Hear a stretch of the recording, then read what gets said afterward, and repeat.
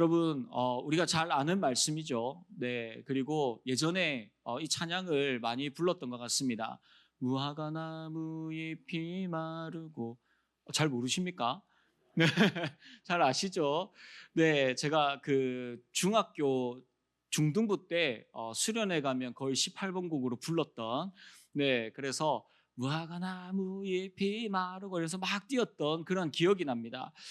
그때는 엄청 신나게 불렀는데 제가 나중에 이 말씀을 묵상하면서 보니까 이 말씀이 신나는 찬양이 맞는 것 같기는 해요. 그런데 하박국 선지자가 이 찬양을 부를 때에 그 마음 가운데 그리고 그 눈에는 아마 많은 눈물과 그 마음의 아픔을 가지고 하나님을 찬양했던 그러한 고백인 것 같습니다.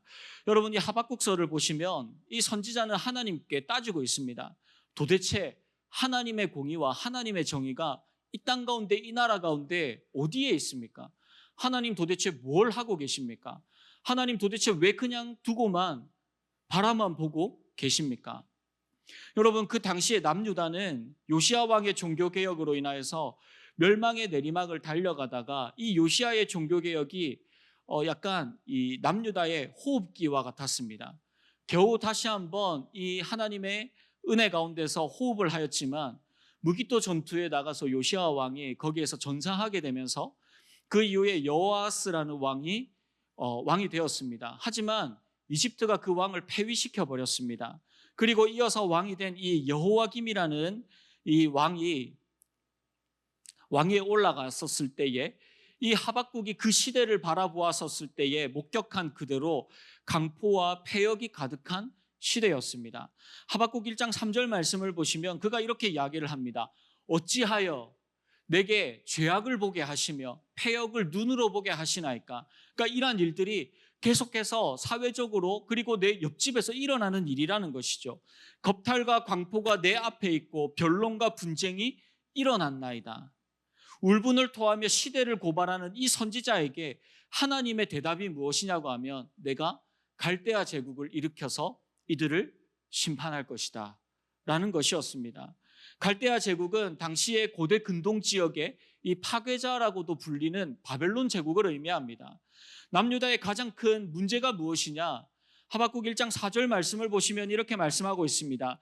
이러므로 율법이 해이하고 정의가 전혀 시행되지 못하오니 이는 악인이 의인을 애워쌌으므로 정의가 굳게 행하여 짐이니이다.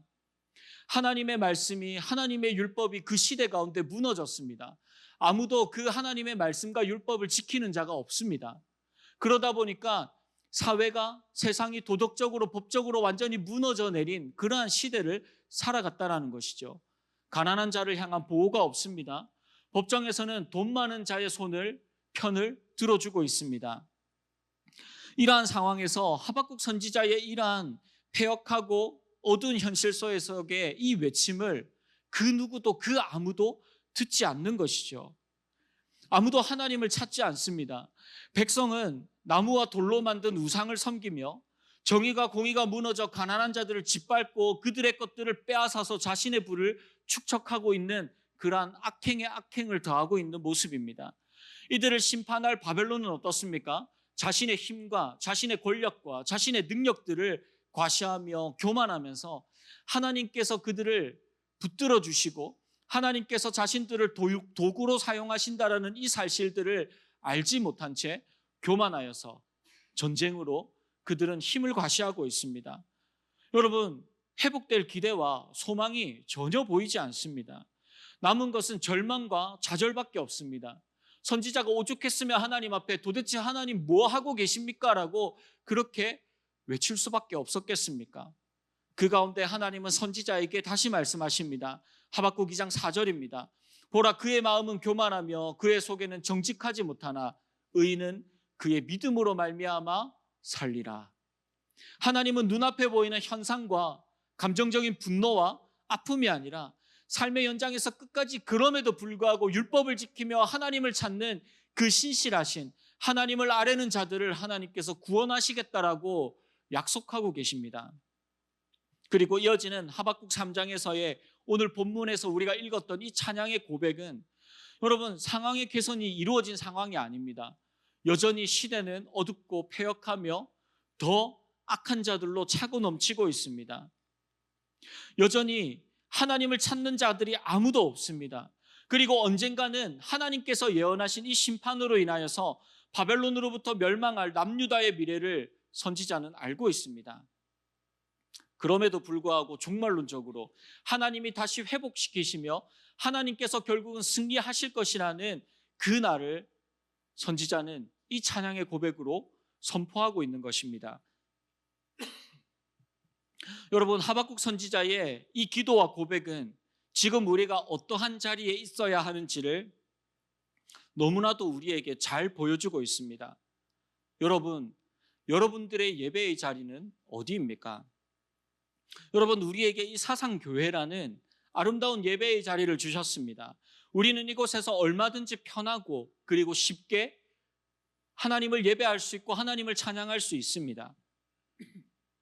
그런데 여러분, 하나님께서 우리에게 보내주시는 그 예배의 자리는 찬양팀이 잘 갖춰져 있고 좋은 조명과 그리고 안락하고 편안한 곳에서 하나님을 예배하는 곳이 아니라 많은 사람들이 모여서 예배하는 그곳이 아닙니다.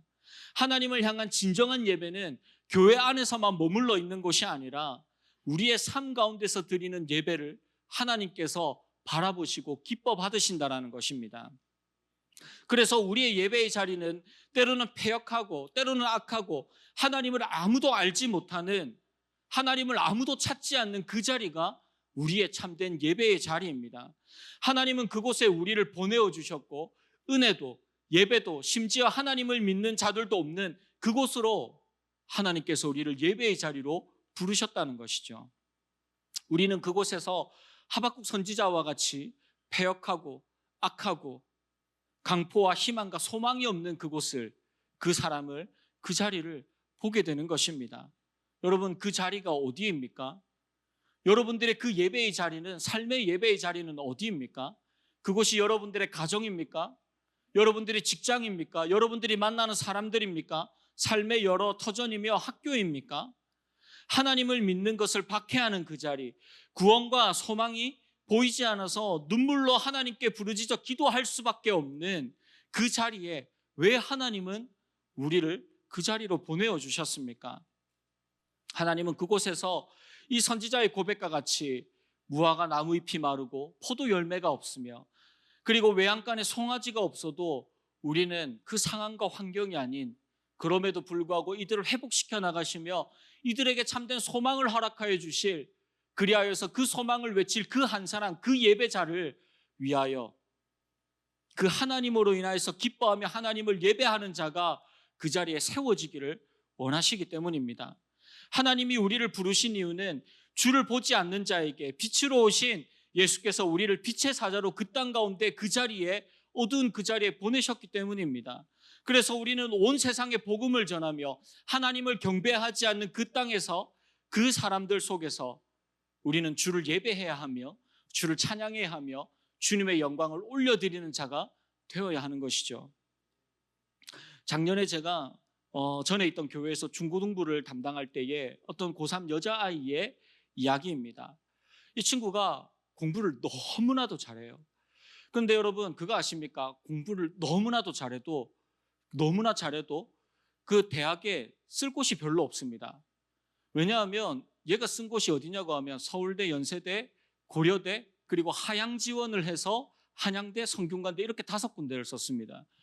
그 밑으로는 얘 성적으로는 쓸 수가 없는 학교죠. 그런데 이 친구가 교회 생활을 진짜 열심히 합니다. 고등학교 2학년 때부터 찬양팀 반주를 했는데 토요기도회, 그리고 기도회가 끝나고 나면 주일을 위한 찬양팀 연습, 그리고 그 다음날 또 찬양팀 연습, 찬양팀까지 예배에 절대로 빠지지 않습니다. 고3인데, 고3이면 수련회 잘 안 가려고 하잖아요. 수련회 빠지지 않습니다. 근데 이 친구가 제가 이 친구를 보면서 깨달았던 것이 하나가 있는데, 그게 뭐냐고 하면 교회 생활을 열심히 해서 성적이 떨어진다는 것은 다 거짓말입니다. 그 다 핑계입니다. 부모님들 중에, 제가 중고등부를 오래 하다 보니까 부모님들 중에 우리 아이는 이제 고3이 되어서 공부를 해야 될 것 같아서 교회 생활을 조금 이제 그렇게 해야 될 것 같습니다 라고 그렇게 이야기하시는 분이 있습니다. 여러분, 제가 그 친구를 보니까 공부랑 신앙은 별개의 문제예요. 네, 그래서 신앙은 하나님의 은혜고, 그리고 성적은 누굴 닮아서 그렇겠습니까? 네, 저 말은 하지 않겠습니다. 뭐 두 분 중에 한 분 닮았겠죠, 그렇죠? 네, 그렇다는 것이죠. 그런데 이제 어느 날 수능이 끝나고 난 뒤에 이제 그 예배가 마치고 제가 뒤에서 이제 반 모임 하는 것을 이렇게 지켜보고 있었습니다. 근데 그 반이 이제 막 선생님이랑 이야기를 하는데 이 친구가 뭔가를 막 이야기를 하다가 갑자기 막 우는 거예요. 그래서 왜 울지라고 이제 그 생각을 하고 끝나고 난 뒤에 선생님 불렀습니다. 선생님, 그 친구 왜 울었어요? 라고 물어보니까 서울대 떨어졌대요. 그래가지고 울었다는 거예요. 그런데 저한테 그 뒤에 선생님이, 근데 목사님 그거 말고 뭔가 사정이 있어서 울었어요라고 이야기를 하면서 직접 한번 물어보세요라고 이야기를 하더라고요. 근데 이 친구가 며칠 뒤에 이제 수능 끝나고 놀고 있으니까 전화가 왔습니다. 목사님, 그 운전면허 시험 끝나고 그 가고 있는데 밥 사주세요. 그래서 그래, 잘 됐어, 우리 밥 먹자라고 해서 점심때 만났습니다. 같이 밥 먹으러 가는 길에 모르는 척을 하고 너 학교 어떻게 됐어? 라고 물었더니 이 친구가 목사님 서울대 떨어졌어요 라고 이야기를 하는 거예요. 진짜 이런 얘기 언제 들어보겠습니까? 그렇죠? 네. 그래서 이제 서울대 떨어졌어요 라고 이야기를 하는 거예요. 그런데 그 뒤에 이 친구가 무슨 이야기를 하느냐고 하면, 그래서 하나님 앞에 너무나도 죄송해요 라고 이야기를 하는 거예요. 그래서 제가 깜짝 놀랐습니다.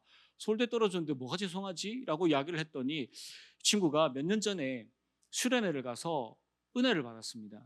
은혜를 받았는데 가만히 생각을 해보니까 자기 집에 안 믿는 사람이 누군가를 생각해 봤더니 자기 할머니가 교회를 안 다니시는 거예요. 근데 그 전까지는 할머니가 교회를 다니든 안 다니든 별로 상관이 없었는데 할머니를 전도해야 되겠다, 이러다가 할머니 지옥 가겠다라는 생각이 들었다는 거예요.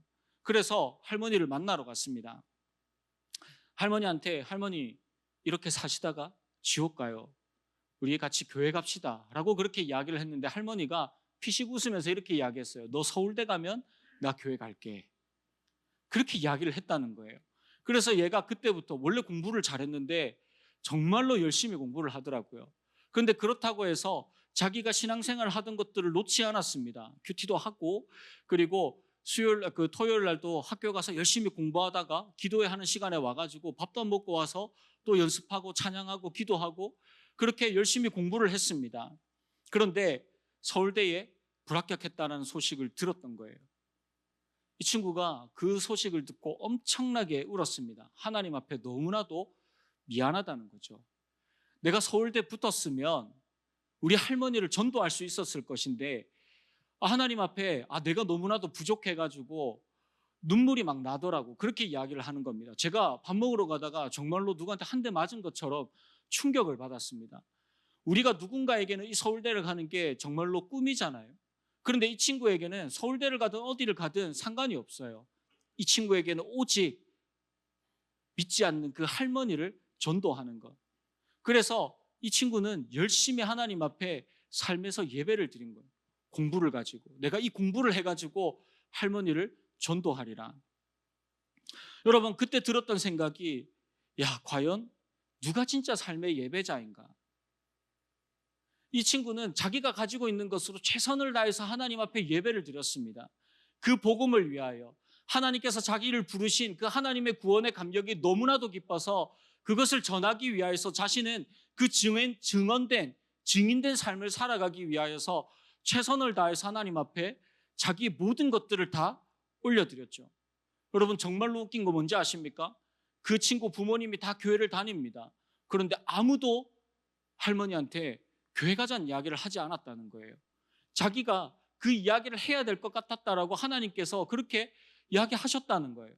그래서 그는 할머니가 그렇게 비웃고 그렇게 이야기를 해도 나는 할머니의 전도를 위해서, 그것을 위해서 나는 이것을 꼭 해내야 되겠다라고 그렇게 그 친구가 달려간 겁니다. 그럼 제가 너무나도 감동을 받아서 우리 같이 기도하자. 하나님께서 그 마음을 너를 통하여서 돌려주실 거야. 걱정하지 마. 기도해. 하나님 앞에 절대로 미안해할 거 없어. 하나님이 오히려 더 기뻐하실 거야. 라고 그렇게 위로를 해 주었습니다. 여러분, 진짜 우리의 예배의 자리가 어디입니까? 진짜 우리의 예배의 자리는 아무도 하나님을 알지 않는 그곳이 우리의 예배의 자리입니다. 여러분, 우리는 매번 다이어트 신앙을 가지고 살아갑니다. 이게 무슨 말이냐고 하면, 여러분 다이어트 해보셨습니까? 여러분, 우리 다이어트 할 때 어떻게 이야기를 하죠? 내일부터.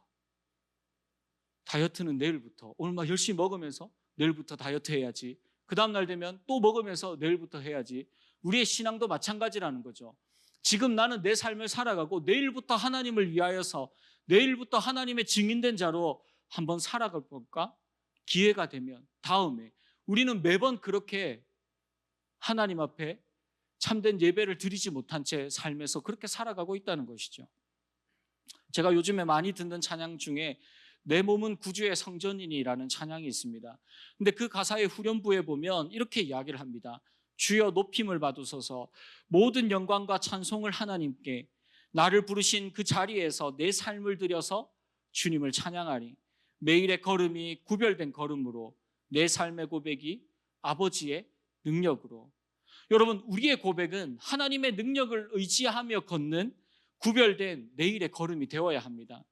이 걸음을 걷는 자는 아무도 예배하지 않는 그곳에서 하나님의 복음과 하나님의 사랑을 증거하는 증거자로서 그 자리에서 버티고 인내하는 자입니다.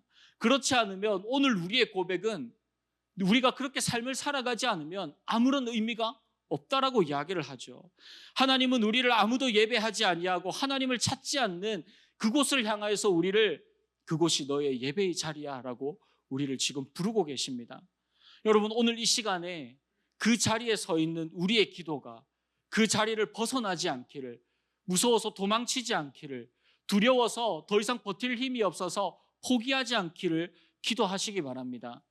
그 땅이 주의 보혈로 덮어지며 또한 주를 예배하는 자들이 한 명씩 두 명씩 일어나서, 그리고 그것이 가정이든 그것이 우리의 자녀이든 우리의 직장이든 그곳이 어느 자리이든지 우리의 그 자리가 하나님을 향한 예배의 자리, 아무도 찾지 않는 그곳에서 하나님을 예배하며 주를 찬송하며 주의 영광을 올려드리는 그리스도의 십자가의 보혈로 물드는 그 은혜를 바라볼 수 있도록 기도하는 오늘 이 시간이 되기를 주님의 이름으로 축복합니다.